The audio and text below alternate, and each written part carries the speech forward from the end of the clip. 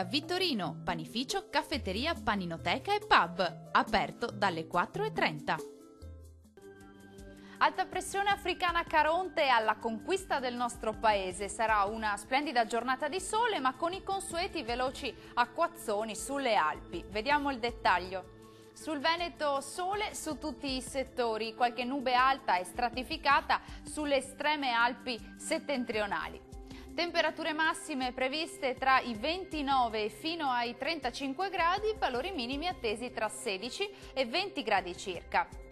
Che tempo farà invece sul Friuli Venezia Giulia? Anche qui avremo una ennesima giornata con anticiclone dominante, tanto sole e bel tempo ovunque, salvo qualche velatura innocua sui settori alpini occidentali. Temperature massime tra i 29 e i 32 gradi, valori minimi sui 18-20 gradi circa. Raggiungiamo infine il Trentino Alto Adige, anche qui bel tempo soleggiato quasi ovunque, qualche locale temporale sulle aree centro-orientali dell'Alto Adige.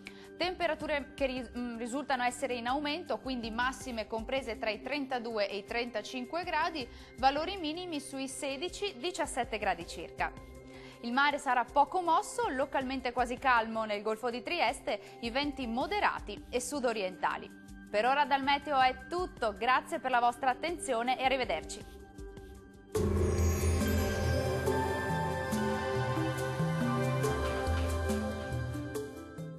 Da Vittorino, panificio, caffetteria, paninoteca e pub, aperto dalle 4:30.